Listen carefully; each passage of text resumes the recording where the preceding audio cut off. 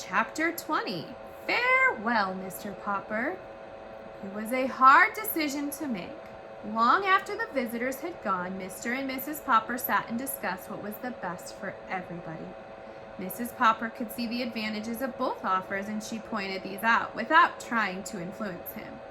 I feel that the penguins are really your responsibility, she said, and you must make up your mind. It was a pale and haggard Mr. Popper who was ready to announce his decision the next day. Mr. Klein, he said, I want you to know how much I appreciate your offer of putting my birds in the movies, but I am afraid I have to refuse. I do not believe in the life in Hollywood would be good for the penguins. Then he turned to Admiral Drake. Admiral Drake, I am going to give you the birds. In doing this, I am considering the birds first of all. I know that they have been comfortable and happy with me. Lately, though, with the excitement and the warm weather, I've been worried about them. The birds have done so much for me that I have to do what is best for them. After all, they belong in a cold climate. And then I can't help being sorry for those men up at the North Pole without any penguins to help them pass the time. Your government will thank you, Mr. Popper, answered the Admiral. Congratulations, Admiral, said Mr. Klein. Maybe you're right at that, Popper. Hollywood might have been too much for the birds. I wish you'd let me make one short movie of them here in New York, though, before they go. Just some pictures of the sort of thing they do on stage, you know. We'd show the film everywhere with an announcement that these are the famous Popper penguins that are being taken to the North Pole by Admiral Drake of the United States Arctic Penguin Foundation Expedition, or something like that. I'd like that very much, said Mr. Popper. We pay you, of course, continued Mr. Klein, not a fortune, as we could have if you'd let us give them a contract, but say $25,000. We could use it, said Mrs. Popper. It'll be very quiet at 432 Proudfoot Avenue, said Mr. Popper, when everyone had left. Mrs. Popper did not answer. She knew that nothing she could say could really comfort him. However, said Mr. Popper, now that spring is here, a lot of people will be wanting their houses painted, so we'd better be getting back. Anyway, said Bill, we've had 10 whole weeks of vacation right in the middle of the year, and not many children in Stillwater can say that. The next day, the cameraman arrived to make the picture of the penguins doing their tricks. It was arranged that the Poppers should stay in New York just long enough to see the expedition off. Meanwhile, in the harbor, the great sailing ship of Admiral Drake was being made ready for its long trip north. Every day, huge boxes of supplies of all sorts were hustled on board. The most comfortable quarters on the ship were turned over to the penguins, who were the cause of the voyage. Captain Cook was already quite familiar with the ship, since it was the same one the Admiral had sailed to the South Pole, where Captain Cook had often seen it. Greta, too, had seen vessels of its kind.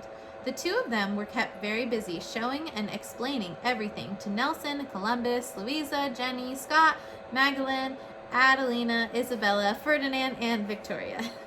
The sailors all took the greatest delight in watching the curious little birds at their explorations. It looks as if this will be a pretty lively trip, they would say. These Popper penguins certainly live up to their reputation. But at last everything was ready, and the day had come when the Poppers were to go down and say goodbye. Bill and Janie ran all over the ship and did not want to leave when it was time to drop the gangplank. The Admiral shook hands with them and Mrs. Popper and thanked them for having helped to train the extraordinary penguins that were to be real contribution to science. Mr. Popper had gone down below to say a private farewell to his birds. All that kept him from breaking down completely was the knowledge that what he was doing was best for them too. First, he said goodbye to all the younger penguins, then to Greta, who had saved Captain Cook. Then, last of all, he leaned over and said a special goodbye to Captain Cook, who had come and made life so different for Mr. Popper. Then he wiped his eyes, straightened his back, and went up on deck to say goodbye to Admiral Drake. Goodbye, Admiral Drake, he said. Goodbye, repeated the Admiral. Why, what do you mean? Aren't you coming with us? Me? Go with you to the North Pole? Why, of course, Mr. Popper. But how could I go without you? I'm not an explorer or a scientist. I'm only a house painter. You're the keeper of the penguins, aren't you? Roared the Admiral. Man alive, aren't those penguins the reason for this whole expedition?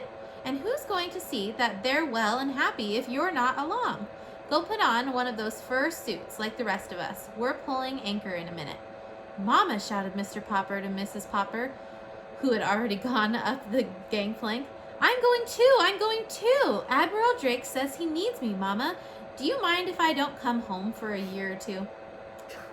Oh, as to that, said Mrs. Popper, I'll miss you very much, my dear, but we have money to live on for a few years, and in winter it will be much easier to keep the house tidy without a man sitting around all day.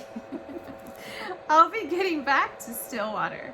Tomorrow's the day for the meeting of the Ladies' Aid and Missionary Society, and I'll be just in time. So goodbye, my love, and good luck. Goodbye and good luck, echoed the children, and the penguins, hearing their voices, scuttled up on deck and stood there beside the Admiral and Mr. Popper. Then they solemnly lifted their flippers and waved as the great ship moved slowly down the river toward the sea. The end. The end.